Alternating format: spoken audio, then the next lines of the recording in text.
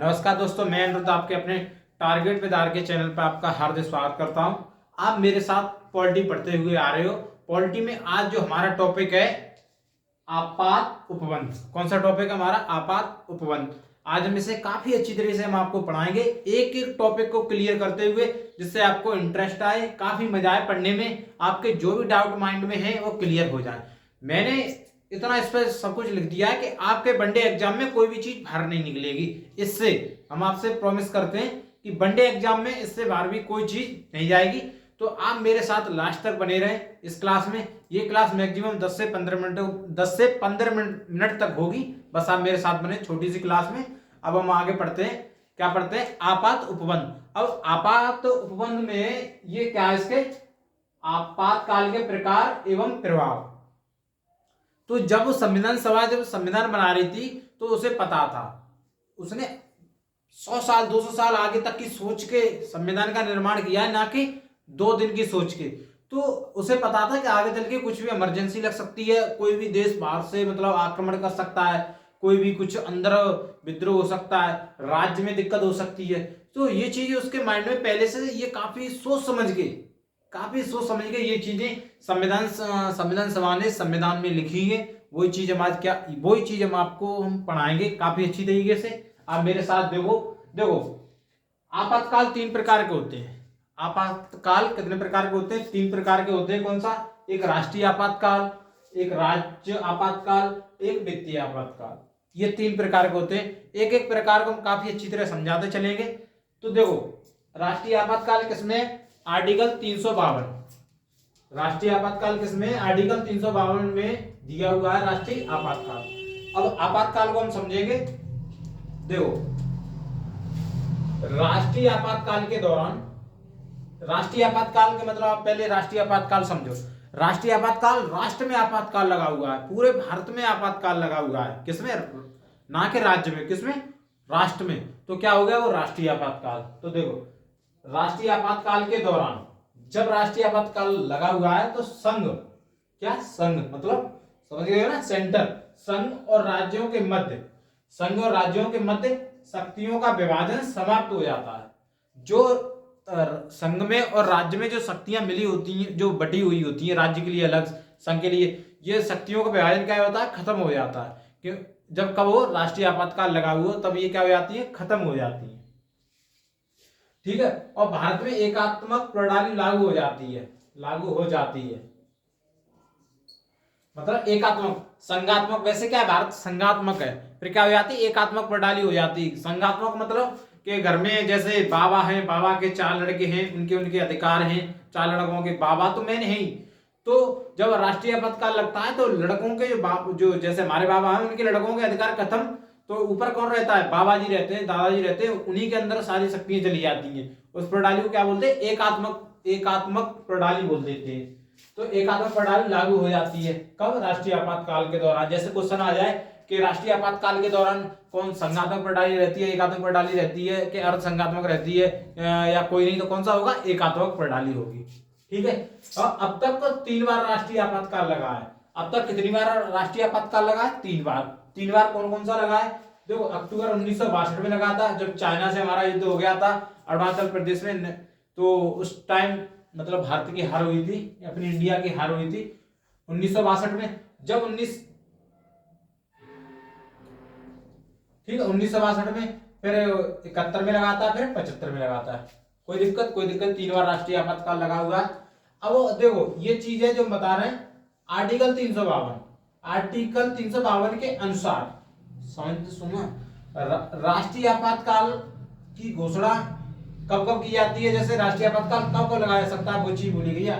Article 352 में राष्ट्रीय आपातकाल की घोषणा युद्ध हो या बाह्य मतलब आक्रमण, किसी दूसरे देश ने आक्रमण कर दिया हो, अथवा सशस्त्र विद्रोह मतलब सैनिकों ने विद्रोह कर दिया हो के आधार पर लगाई जा सकती है। मतलब राष्ट्रीय आपातकाल किसके आधार पर? 3 आधार पर। कैसे? युद्ध हो गया हो, और बाह्य आक्रमण हो गया हो, या सैनिक विद्रोह हो गया, सैनिक मतलब सशस्त्र विद्रोह हो गया हो, ये इसके आधार पर राष्ट्रीय आपातकाल लगाई जा सकती है। मूल संविधान में ये लिखा है ना, सशस्त्र विद्रोह, इसे आंतरिक विद्रोह बोल देते हैं। मूल संविधान में इसे आंतरिक विद्रोह बोलते थे। किसमें? मूल संविधान में आंतरिक विद्रोह के आधार पर की जा सकती है। अब अब अगला पॉइंट, राष्ट्रीय आपातकाल में लोकसभा की अवधि आपातकाल की समाप्ति तक बढ़ाई जा सकती है। जब देश में राष्ट्रीय आपातकाल लगता है तो लोकसभा की अवधि क्या की जा सकती है, बढ़ाई जा सकती है, जब तक आपातकाल समाप्त ना हो जाए। ठीक है, बढ़ाई जा सकती है, लेकिन एक बार में 1 वर्ष के लिए बढ़ाई जा सकती है लोकसभा की अवधि, लेकिन एक बार में 1 वर्ष के लिए बढ़ाई जा सकती है। ठीक है, कोई इससे बाहर, मतलब राष्ट्रीय आपातकाल से बाहर, इससे बाहर क्वेश्चन नहीं आएगा। ये हम आपसे वनडे एग्जाम में बोलते हैं गारंटी के साथ। अब हम जो आर्टिकल 356 देखते हैं, क्या देखते हैं, आर्टिकल 356 राज्यापात। राज्यापात मतलब ये क्या हो गया, राष्ट्रीय आपात होगा, क्या पढ़ेंगे हम, राज्यापात पढ़ेंगे। राज्यापात लगता कब है, जैसे राज्य मुख्यमंत्री होता है, राज्यपाल होता है। राज्यपाल किससे तरफ से आता है, केंद्र सरकार की तरफ से आता है, संघ की तरफ से आता है।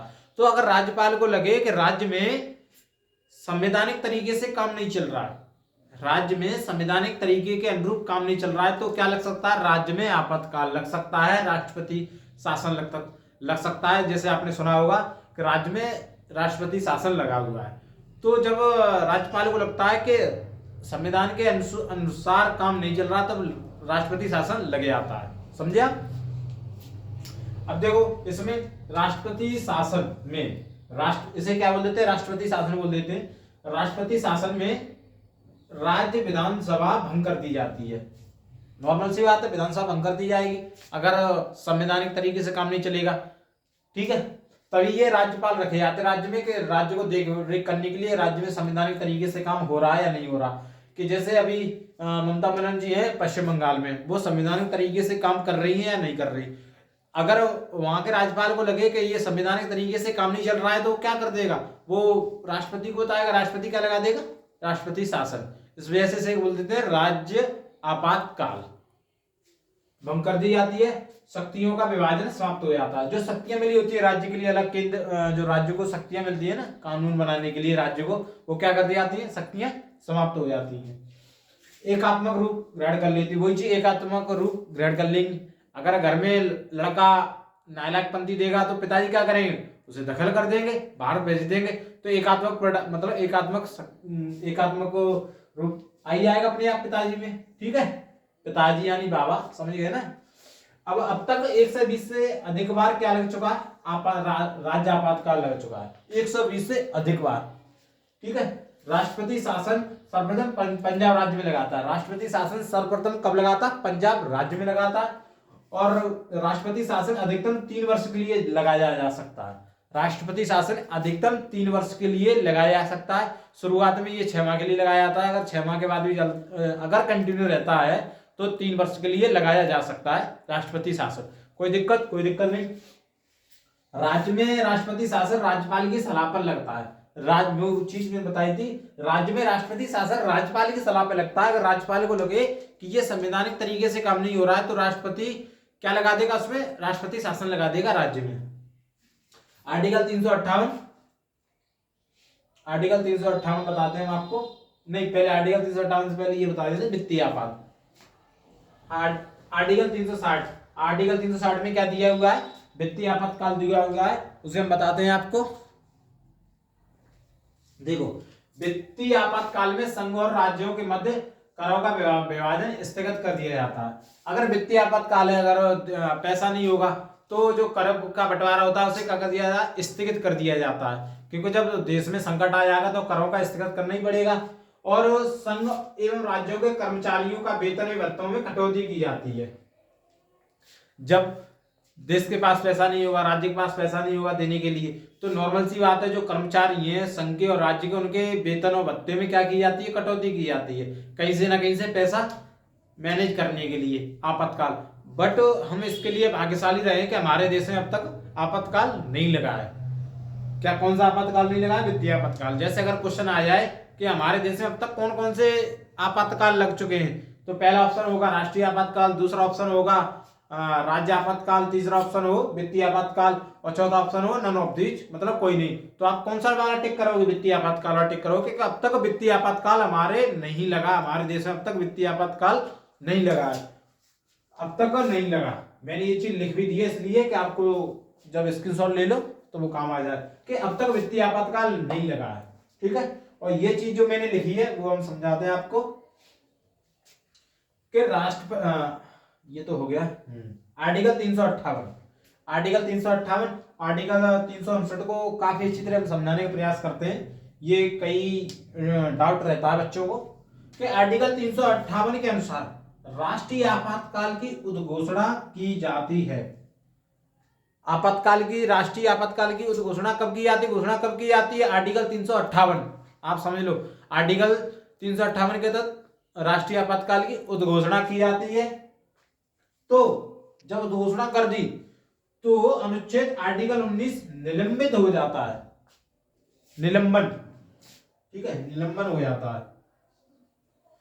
आर्टिकल 19 निलंबन हो जाता है, तो हटने का मतलब वो अपने आप, अभी जैसे हमें आर्टिकल 19 क्या है? फंडामेंटल राइट है, फंडामेंटल राइट है। ये आर्टिकल 19 के तहत निलंबन हो जाता है। आर्टिकल 358 जब लागू उद्घोषणा की जाएगी तो आर्टिकल 19 की जो स्वतंत्रता मिली हुई है, आर्टिकल 19(6), वो स्वतंत्रता अपने आप क्या हो जाती है? समाप्त हो जाती है।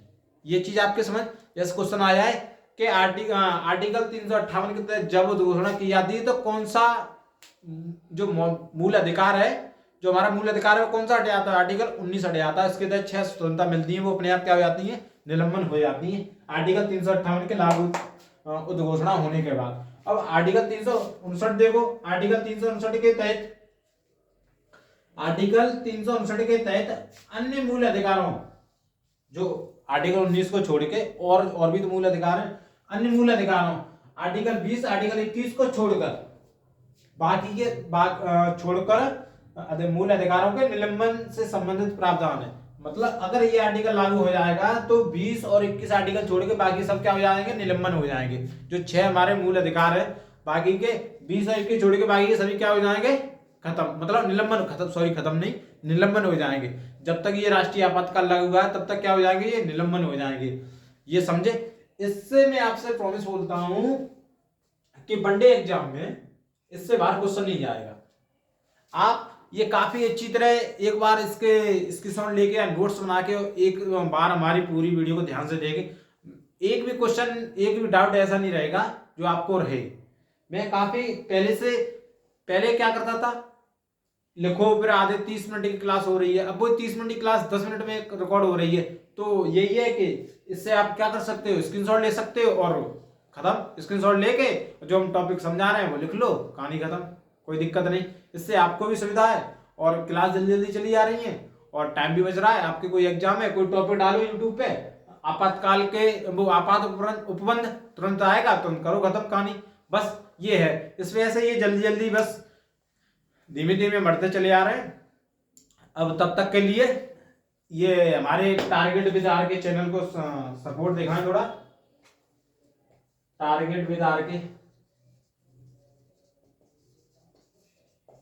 इसे थोड़ा अपने दोस्तों के साथ, अपने मित्रों के साथ, अपने भाइयों के साथ थोड़ा इधर उधर सपोर्ट कीजिए, जिससे हमें भी थोड़ी ऊर्जा आए कि हाँ हमारे चैनल पर थोड़ा लोग हमें प्यार दे रहे हैं। तब तक के लिए ये हम क्लास यहीं रोकते हैं। तब तक के लिए जय हिंद।